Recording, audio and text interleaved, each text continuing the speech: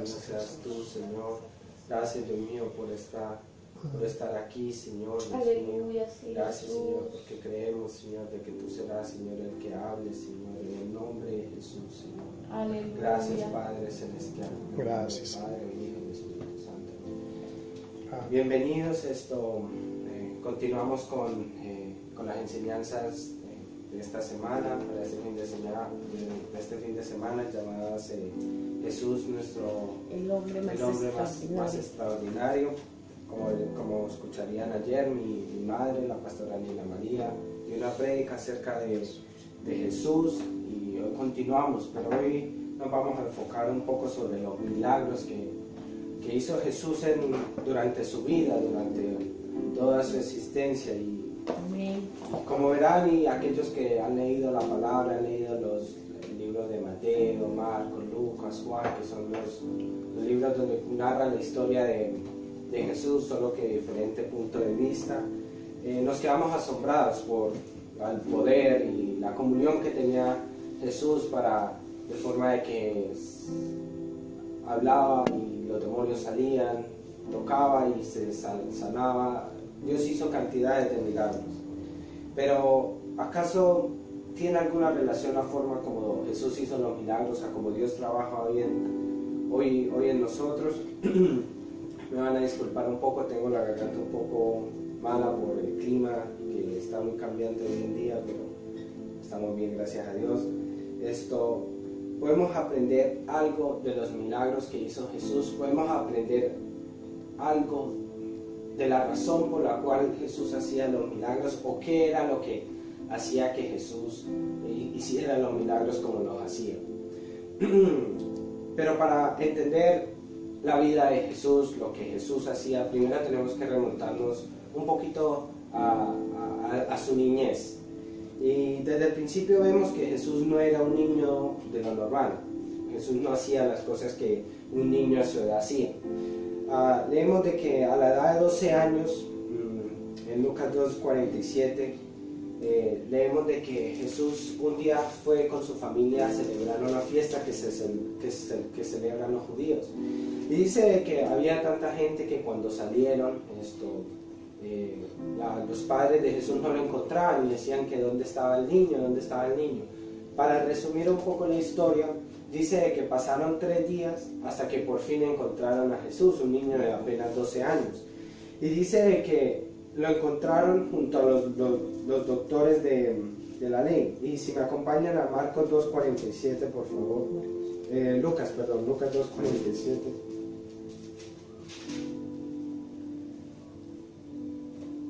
Dice, en el 46, dice: y aconteció que 3 días después lo hallaron en el templo, sentado en medio de los doctores de la ley, oyéndoles y preguntándoles.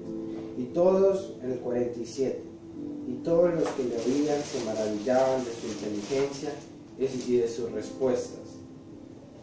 Como verán en este versículo, vemos de que Jesús no era un niño normal. Jesús a la edad de 12 años era capaz de sentarse en medio de doctores de la ley. Cuando decimos doctores de la ley, eran personas que habían dedicado su vida entera, dedicaban su vida entera a aprender qué era la ley, qué era la interpretación que Dios le quería revelar a su pueblo.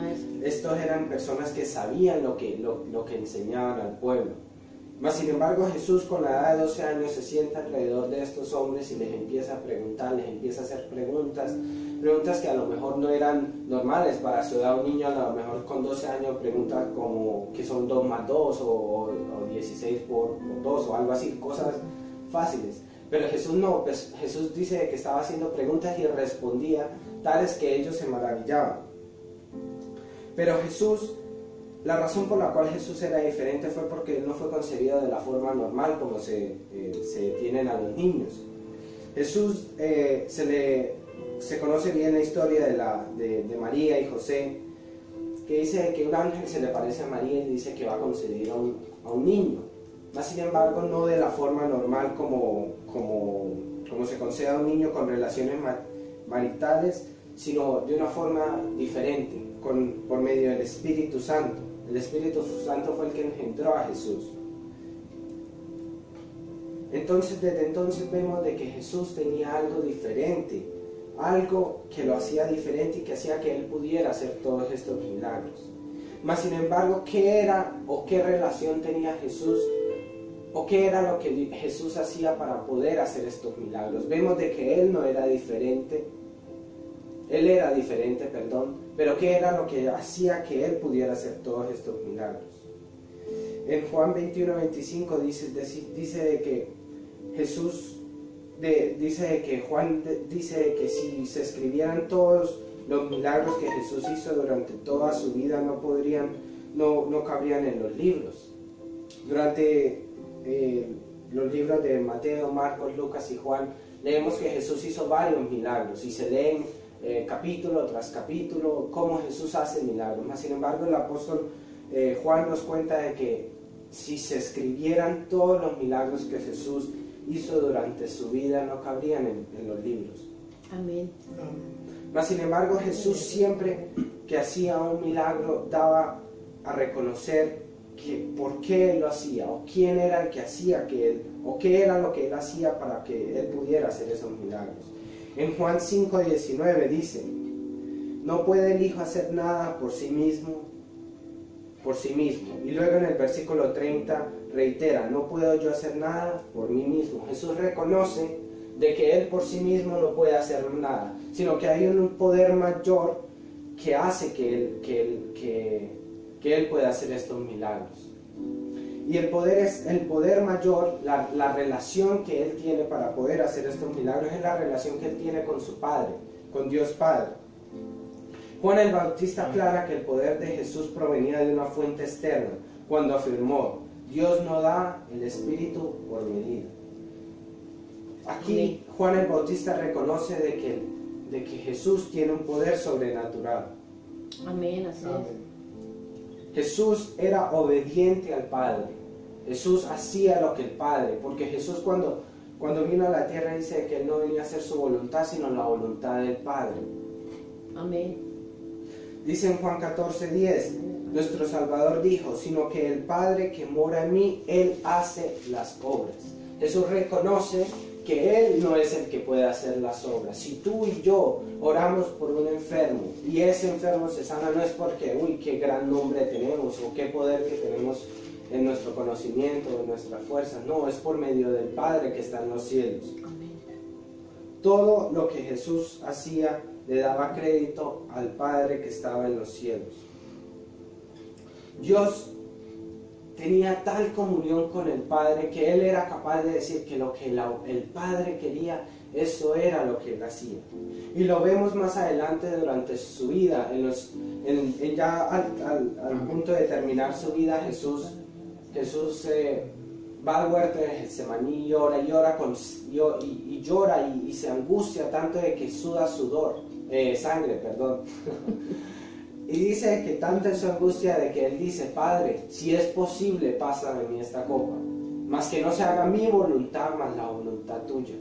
¿Cómo sería la comunión que tiene Jesús con el Padre? ¿Cómo sería la obediencia que tiene Jesús con el Padre? Que Él dice de que no se haga su voluntad, sino la de Él.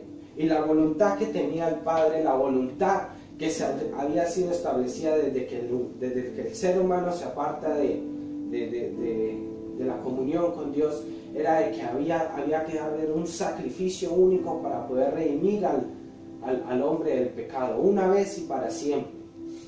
Entonces Jesús, pasan todos esos años y llega el momento de la verdad, como se dice, el momento donde Jesús puede decidir si hace la voluntad del Padre, pasa por ese sacrificio, como esa oveja que va al matadero y muere y es, mejor dicho, torturado como se lee en las Escrituras, o decide no hacer la voluntad del Padre. Mas Jesús, en su obediencia, dice de que, leemos en el libro de Mateo, dice de que Él ora y Él dice: Padre, que no se haga mi voluntad, mas la tuya. Amén. Amén. Porque Jesús sabía de que si no era por el Padre, Él no podía hacer nada. Vemos que, como leímos antes, en Juan 5:19, que dice: no puede el Hijo hacer nada por sí mismo. Y luego en el versículo 30 reitera Él: yo no puedo hacer nada por mí mismo. Jesús reconocía y tenía la obediencia de decir de que Él solo no podía, de que todo era por el Padre, y de que de Él, de esa comunión, de esa obediencia que Él tenía al Padre, dependía su ministerio. Si Dios no estaba sujeto al Padre, Dios no podía ejercer su ministerio. Jesús no podía ejercer su ministerio. Aparte de eso, Dios nos promete, cuando Él se va de la tierra, de que Él nos dejaría a alguien que nos daría el poder de Dios para poder hacer esos milagros. Sabiendo de que Jesús, cuando se marcha de la tierra, nos deja su Espíritu Santo, porque después de un poco de tiempo, cuando Jesús se marcha, dice que Él les ordena a sus discípulos, y eso está en Hechos 2, que se queden unánimes en Jerusalén para que reciban el Espíritu Santo. Recibiréis poder. Eso está en Hechos 2:38. Y dice, bueno, está en el libro de Hechos, déjenlo 2:1. Habla todo sobre la venida del Espíritu Santo.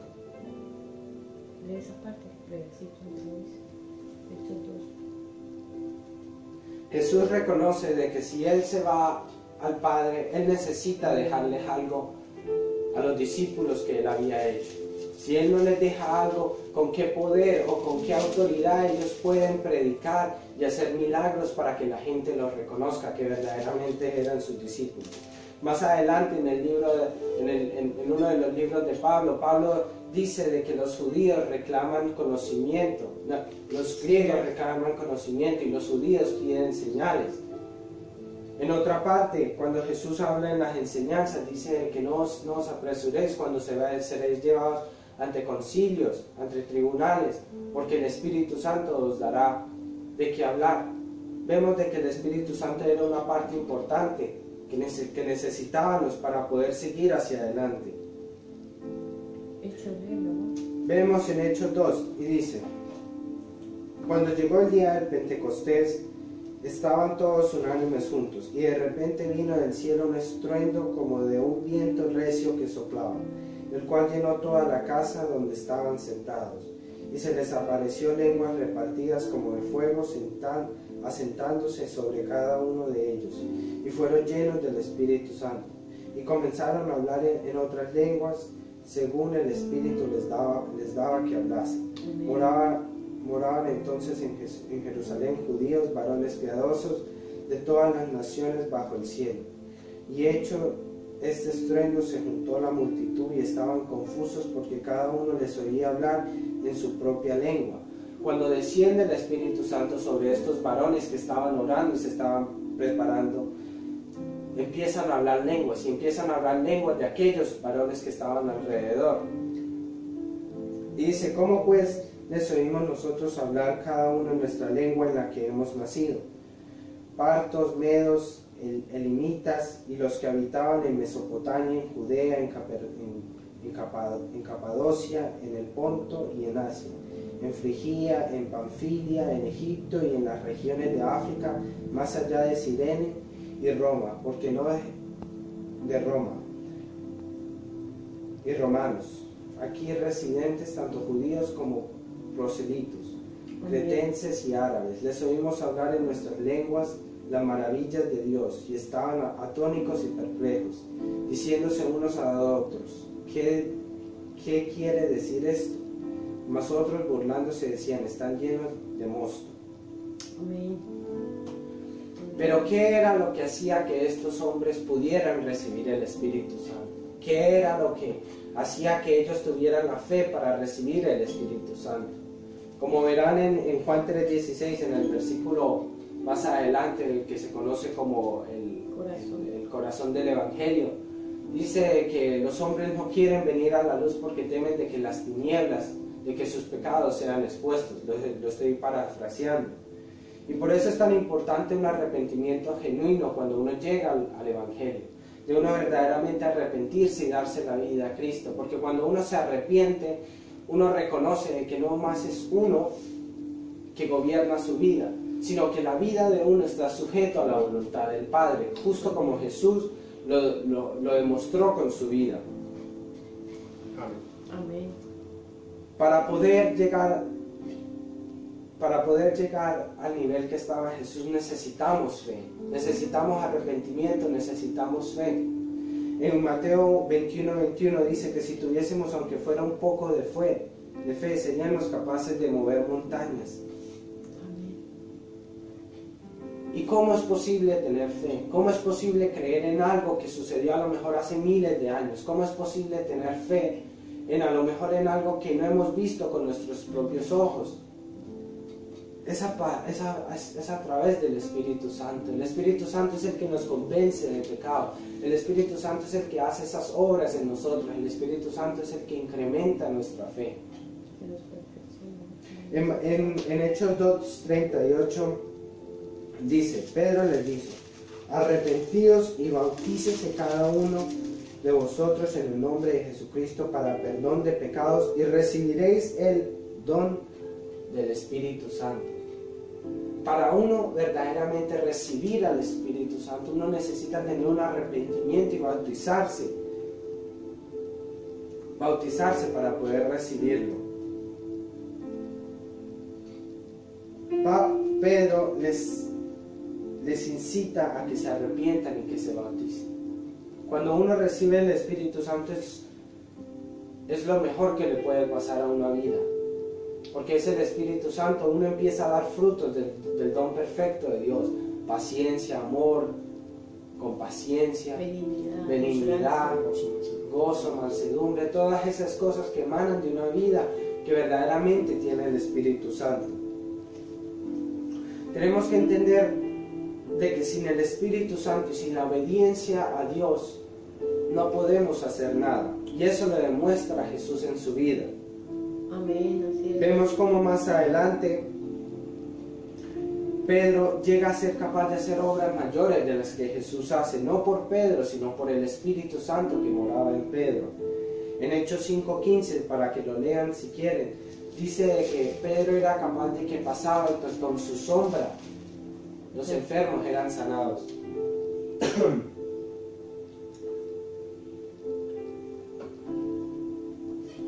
Vemos otra manifestación del Espíritu Santo.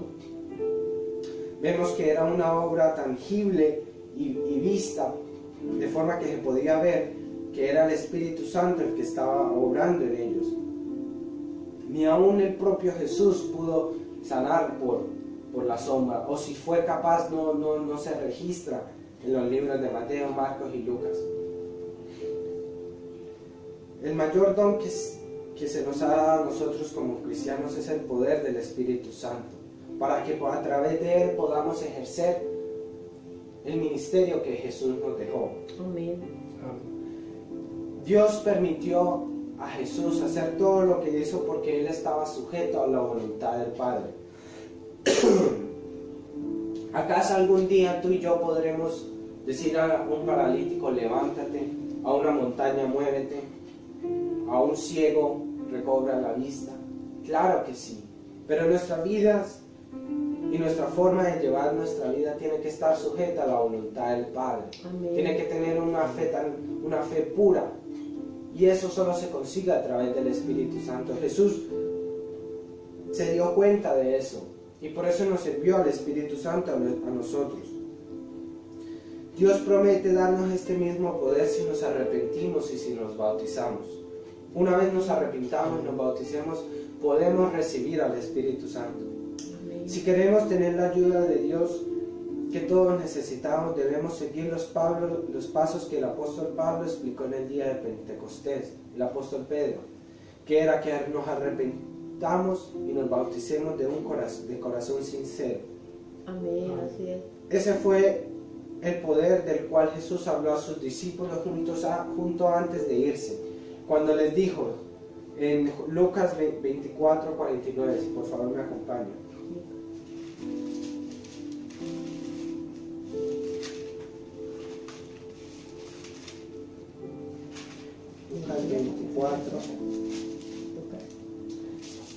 Lucas 24:49 dice: He aquí yo os enviaré la promesa de mi Padre sobre vosotros, pero quedaos vosotros en la ciudad de Jerusalén hasta que seáis investidos de poder desde lo alto. Amén. Vemos como que los primeros cristianos que reciben al Espíritu Santo son cristianos que son obedientes, porque cuando reciben al Espíritu Santo lo reciben estando unánimes en Jerusalén, justo como Jesús les había enviado, les había dicho que hicieran. Los discípulos debían permanecer en Jerusalén hasta la llegada de las fiestas santas de Dios, el día de Pentecostés, pues el Espíritu del poder les sería dado ese día para ayudarlos, consuelo, fortaleza y guía espiritual. Eran un rebaño sin pastor, eran un rebaño que no sabía qué iban a hacer, mas sin embargo Jesús les promete de que Él los guiaría, de que Él estaría con ellos y les enviaría al que los guiaría. Y eso se cumple en el día de Pentecostés. Sin el Espíritu Santo ni usted ni yo podemos saber lo que significa vivir en realidad. Sí, por supuesto cada día tenemos actividades, realizamos cosas físicas, nos vamos al gimnasio, corremos, comemos. Nuestro cuerpo nos pide hacer ciertas cosas. Deseamos tener un buen futuro, deseamos conseguir una casa, sacarnos un grado. Yo ahora mismo estoy en la universidad y mi objetivo es terminar. Pero nuestra vida es un tiempo limitado. Todo lo que nosotros hacemos, que queramos conseguir dinero, una casa, ayudar a nuestros familiares, todo eso es solo un aspecto de nuestra vida. Tenemos que comprender cuál es el plan perfecto que Dios tiene para nosotros. Si queremos verdaderamente hacer la voluntad del Padre que está en los cielos. El mismo Espíritu que resucitó a Cristo de los muertos hace más de 2000 años es el mismo que habita hoy en medio de su iglesia. El mismo que tú y yo podemos recibir, el mismo que tú y yo podemos obedecer para que nos vaya bien en la vida. El poder de Dios es el que le da a una persona la paz mental, el valor, la fe y la esperanza que no es posible encontrar en otro lugar. Amén. Este poder está disponible. De hecho, cada día miles de personas son cambiadas por ese poder. Mi vida, la vida de mis padres, la vida de mis familiares, está siendo cambiada a través del poder del Espíritu Santo. Amén. Amén. Cuando en una ocasión Cristo les dijo a sus discípulos que no se regocijen, en Lucas 10:20 dice, pero no os regocijéis de los espíritus que os sujetan, sino regocijaos de que vuestros nombres están escritos en los cielos. Disculpa, amor.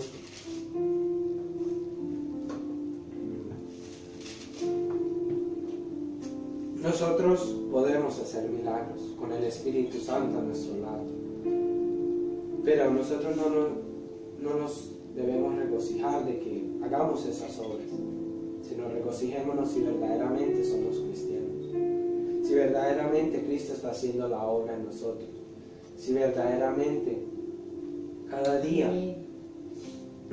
morimos a Él, morimos a nosotros mismos. El mayor milagro que hizo Cristo no fue sanar, darle la vista a un ciego, levantar a un paralítico, resucitar a Lázaro. El mayor milagro que Jesús hizo fue morir por nosotros. Amén. El mayor milagro que Jesús hizo fue verdaderamente llegar hasta el final de la carrera. Darse cuenta de que necesitábamos ese sacrificio, que sin el sacrificio de Cristo no hubiésemos podido hacer nada. Amén. Gracias, Jesús. Para darnos cuenta de que verdaderamente no somos nada, es simplemente mirar a Cristo, cómo Él la vida que llevó Cristo, que día a día se sacrificaba por los demás, que no le importaba lo que dijeran los otros, se la pasaba con republicanos, con cobradores, con prostitutas, con los pecadores de ese tiempo. Dios nos da su Espíritu Santo para que podamos tener una relación personal con nuestro Padre y Creador, y hacer posible que recibamos la vida eterna. Amén. Romanos, acompáñenme a Romanos 8:9, por favor.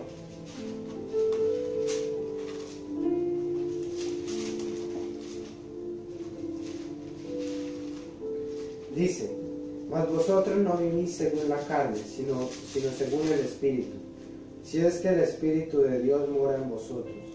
Y si alguno no tiene el Espíritu de Cristo, no es de él. Amén. El Espíritu Santo es el que nos reafirma en la fe, es el que nos reafirma, es el que para poder entrar al reino de los cielos necesitamos estar sellados con él. La razón por la cual Dios quiere darnos su Espíritu no es para que hagamos milagros asombrosos, sino para que nuestras mentes sean transformadas según su Espíritu, Amén. para que podamos obedecer la voluntad del Padre.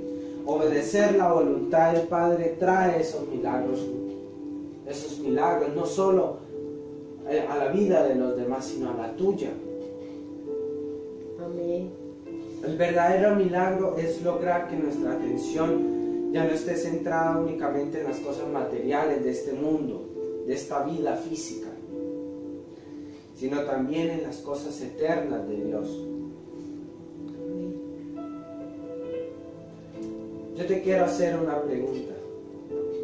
¿Acaso los milagros, cuando lees los milagros en Mateo, Marcos, Lucas o Juan, simplemente son un momento de distracción, de un momento de decir, wow, qué poder que tenía Cristo? ¿O verdaderamente te paras a pensar por qué o cuál era la razón? El Espíritu Santo es el que nos reafirma en la fe, es el que nos permite verdaderamente ser salvos. Si no tenemos al Espíritu Santo no podemos entrar al cielo, no podemos. Y una vez cuando se reciba el Espíritu Santo es a través de un bautismo y un arrepentimiento genuino, donde tú verdaderamente dices, Jesús, ya no puedo más con mi vida, necesito de ti. Quisiera terminar preguntándote si verdaderamente te pones a pensar en la vida de Cristo, si verdaderamente ves a Cristo no solamente como un personaje histórico, sino como verdaderamente la persona que fue, la persona extraordinaria que verdaderamente cambió miles de vidas, millones de vidas. No solo por los milagros, porque un milagro se cuenta una vez y ya pasa, no, sino con el mayor milagro, que fue el morir en la cruz. Creo de que el mayor milagro, como lo dije antes, fue el haber decidido morir por nosotros, llegar hasta el fin. El darnos el Espíritu Santo. Si tú te das cuenta, Dios nos lo da todo. Dios nos lo da todo, de forma de que nosotros no necesitamos más que verdaderamente arrepentirnos, decirle, Señor, ya no puedo más conmigo mismo, no puedo más con este pecado, no puedo más con mi vida, ayúdame a cambiar. Amén.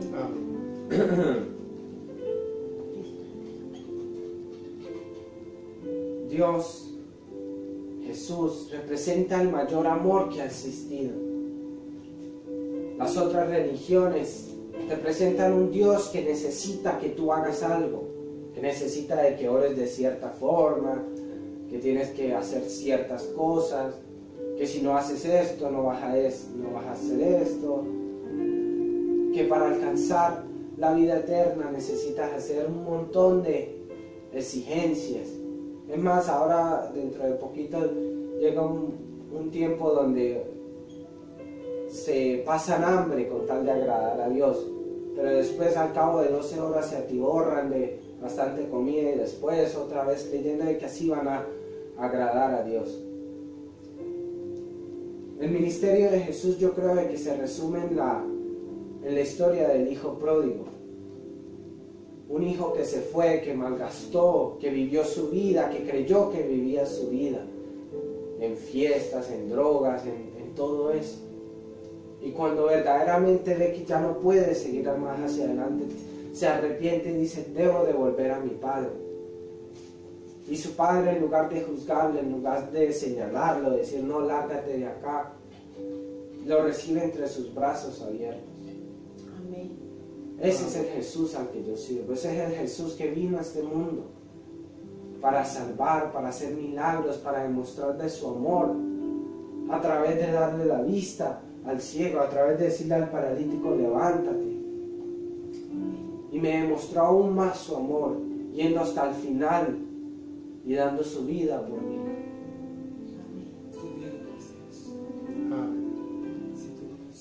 La verdad no hay palabras para explicar lo que Jesús hizo por nosotros. Dios lo dio todo por nosotros y muchas veces nosotros no damos ni lo mínimo por Él. El Espíritu Santo nos reafirma de que estamos con Cristo.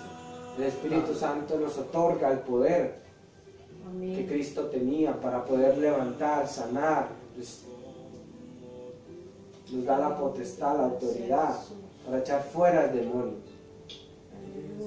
Pero más aún, lo más importante es que nos da la entrada a la vida eterna. Verdaderamente el amor que Dios nos tuvo a nosotros es un amor puro, es un amor sincero, es un amor que no merecemos. Mas, sin embargo, Él, por alguna razón que no me explico, nos decidió amar. Y me ama a mí, me ama al que está allá afuera, al pecador, ama a todos los que están perdidos. Amén. Si el amor de Cristo no se hubiese revelado, ¿qué sería de nuestras vidas? ¿Qué sería? ¿Dónde estaríamos? Pensar de que el creador de este mundo, de lo visto, decidió bajar a este mundo para sacrificarlo todo es algo impensable, mas sin embargo ocurrió. Y ahí donde tú estás, ya para terminar, cierra tus ojos, alábale, dile que gracias, Señor, por amarme tanto, gracias, Señor, por ese sacrificio, Señor, gracias, Señor, dale las gracias a Dios, bendice su nombre, dile que santo es el que murió, santo es el que murió y resucitó, santo es el que nos dejó la vida eterna. Gracias, Señor, por ese amor, Señor. Gracias, Señor, porque, Señor, con ese sacrificio, ¿qué más voy a tener hacia ti? Sino ese agradecimiento, amor, Señor. Padre, ayúdanos, Señor.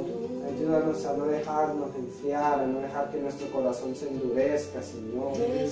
Padre Celestial, guíanos, Señor, a tus caminos, Señor. Dios mío, Señor, porque no sé dónde estuviera, Señor. No sé dónde estaría mi vida, la vida de mi familia, Señor, si no fuera por ti, Señor. Amén. Padre Celestial, bendice a mi hermano, Señor. Que verdaderamente en este tiempo se puedan afirmar en tus caminos, Señor. Que tú seas, Señor, el que los ayude, Señor. Que tú seas, Señor, el que los proteja, Señor. En el nombre de Jesús, Señor. Gracias, Padre Celestial, porque yo no creo en un Dios muerto, Señor. Yo creo en un Dios vivo, Señor. Un Dios que hace milagros, fuerte, Señor. Padre Celestial, Señor. Si yo a ti no te tuviera, gracias, Señor, porque, Señor, tú lo eres todo, Señor. Padre Celestial, para nuestra familia, Señor.